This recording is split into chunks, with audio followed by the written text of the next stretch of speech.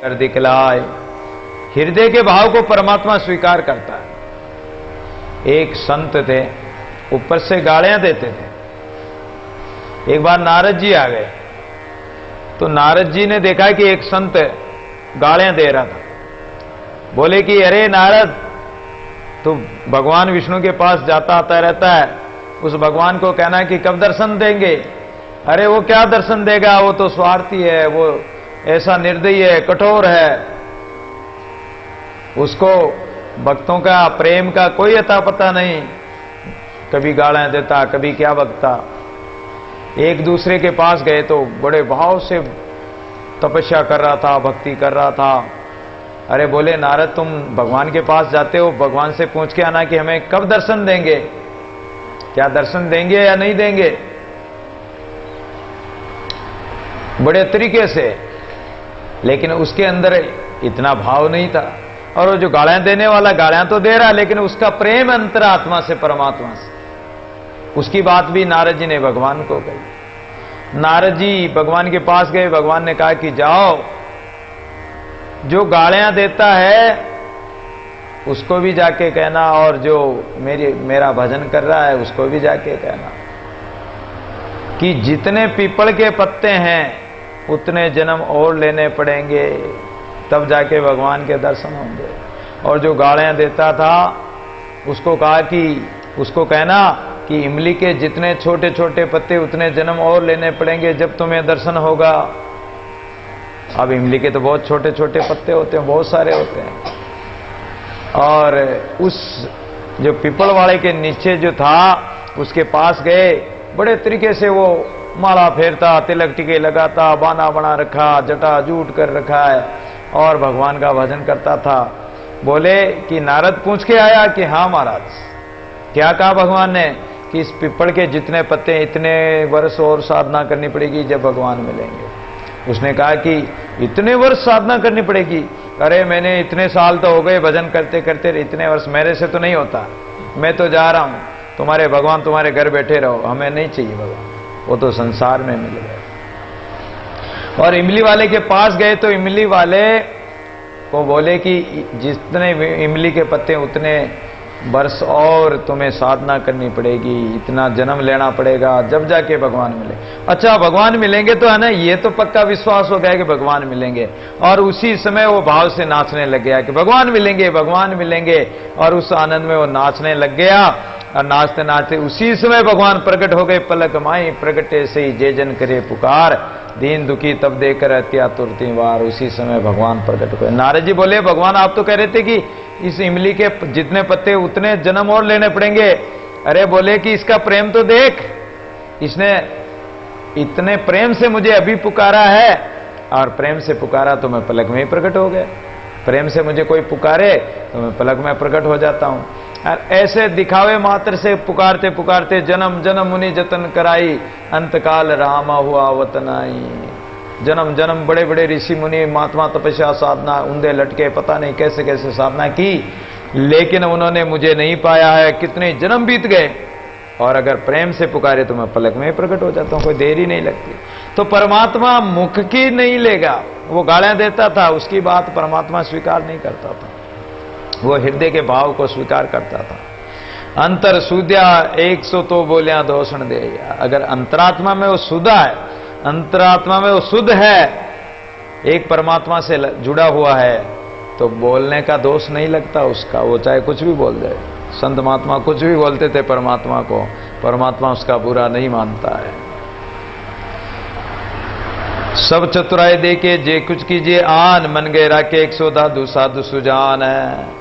ये बाह्य चतुराई, पाखंड परपंच चतुरता परमात्मा के घर नहीं चलेगी। मन गहरा के 100 अपने मन को वश में करके, और इसको निग्रह करके, इंद्रियों का निग्रह करके, दमन करके, और इनको परमात्मा के मार्ग में लगाओ। वही संत सुजान है, समझदार है, विचारवान।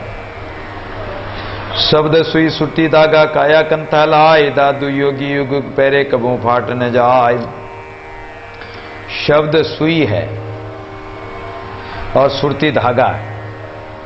उस परमात्मा रूपी, इस काया रूपी कंथा को अगर सिलाई करनी है परमात्मा से जोड़ना है, तो इसकी सिलाई करने के लिए दादू जी महाराज ने सब साधन बता दिए कि शब्द तो सुई है, और सुई के नाके के अंदर धागा पोलो, सुरती रूपी धागा, और इस काया कंठा में पोकर परमात्मा को जोड़ लो, परमात्मा रूपी कपड़े को, काया रूपी कपड़े को जोड़ लो।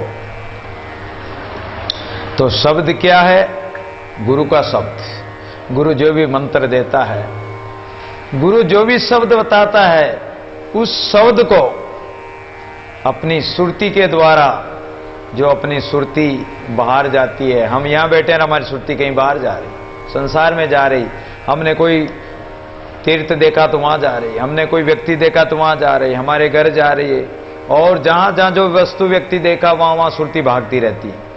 तो उस सुरती को वहां से हटाकर इस सुरती को उस शब्द में लगाओ जो गुरु ने शब्द दिया, और उस शब्द का सुमिरन करो एकाग्र होकर ध्यान लगाते हुए।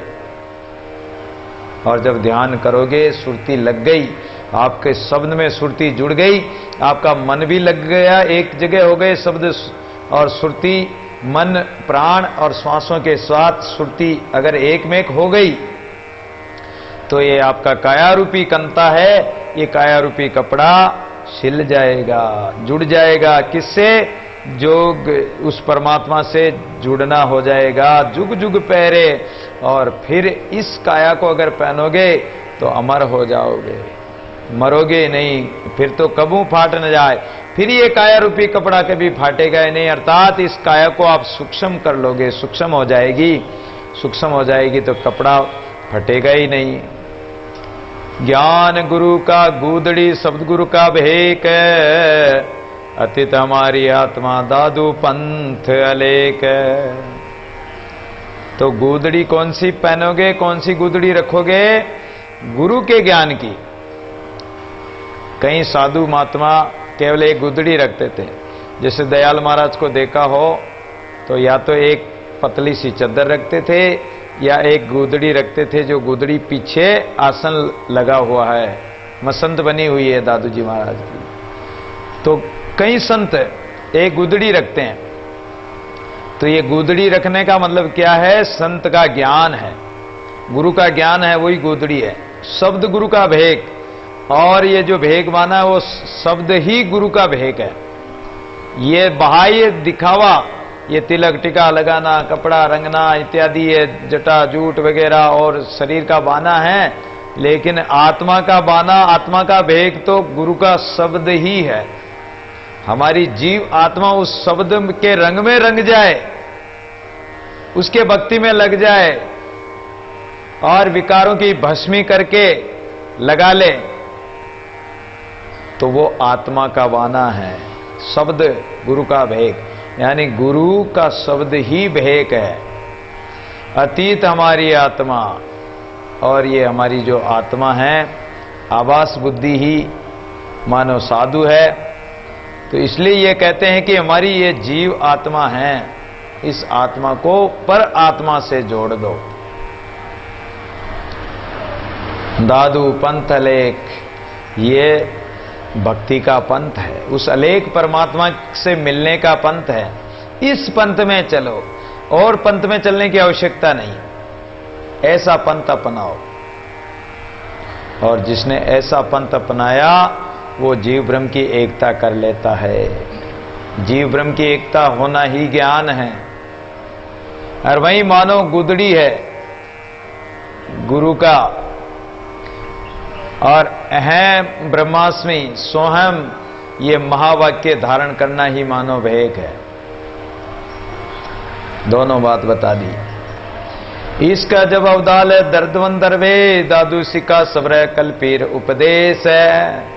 हे जिज्ञासु जनों, ब्रह्मवेता महापुरुष, जीवन मुक्त महापुरुषों का जिज्ञासुओं को जो उपदेश देते हैं वो यही उपदेश है कि परमानंद का अद्भुत प्रेम ही सिद्धि करामात है।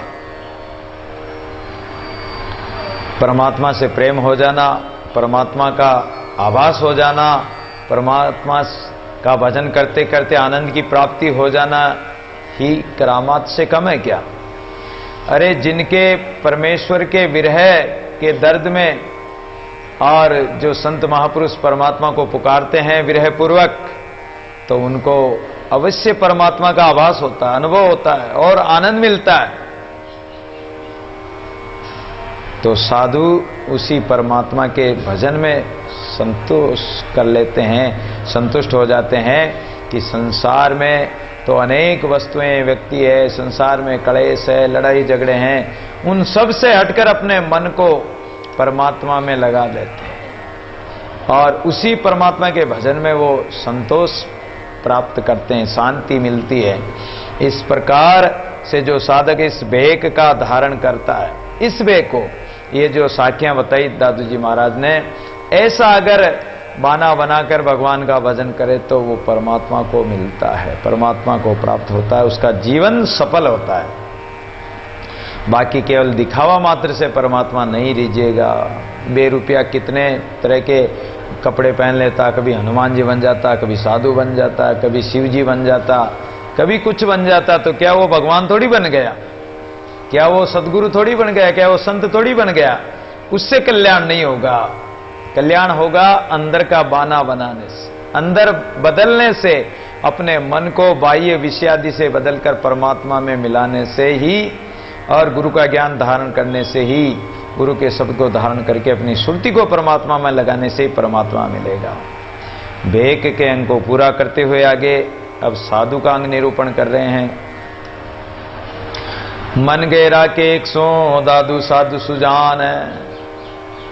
अपने मन को सब ओर से हटाकर एक परमात्मा में जोड़ दे, वही संत है, वही साधु है। इसलिए इस सूत्र के व्याख्यान स्वरूप और साधु का स्वरूप बता रहे हैं। प्रथम मंगलाचरण करते हुए दादु नमो नमो निरंजनम नमस्कार गुरुदेवत वंदनम सर्वसाध्वा प्रणामम पारंगत। हरि गुरु संतों को नमस्कार करते हुए उस निरंजन परब्रह्म परमात्मा को बारंबार नमस्कार कर रहे हैं कि जिन संत महापुरुष जो पहले हो गए, वर्तमान में हैं और आगे होने वाले, सभी ने उस परमात्मा को भजा है और उन संत महापुरुषों की हम वंदना करते हैं। जो संत महापुरुष हम अज्ञानी जीवों का कल्याण कर देते हैं, इसलिए हम उन साधु संतों की सत्संग करते हैं। तो इसलिए कह रहे हैं कि दादु निराकार मन सुरति सो प्रेम प्रीति सो सेव जे पूजे आकार को तो साधु प्रत्यक्ष देव है। संसार में दो धाराएं हैं, एक सगुण साकार, एक निर्गुण निराकार।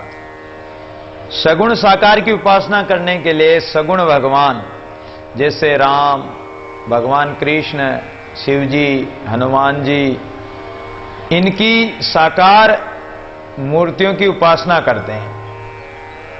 तो मूर्ति की उपासना करते हैं तो मूर्ति को स्नान भी कराते हैं, उनके भोग भी लगाते हैं, कभी उनको स्नान आदि कराकर वस्त्रादि धारण कराते हैं, कभी तिलक टीका लगाते हैं भगवान के, और आभूषण आदि धारण कराते हैं भगवान को, भोग भी लगाते हैं भगवान के, और भगवान की आरती भी उतारते हैं। तो सगुण साकार की सेवा पूजा के लिए बाह्य पुष्प आदि की भी जरूरत पड़ती है, पुष्पमाला इत्यादि चढ़ाते हैं, भोग की भी जरूरत पड़ती है, भोग लगाते हैं।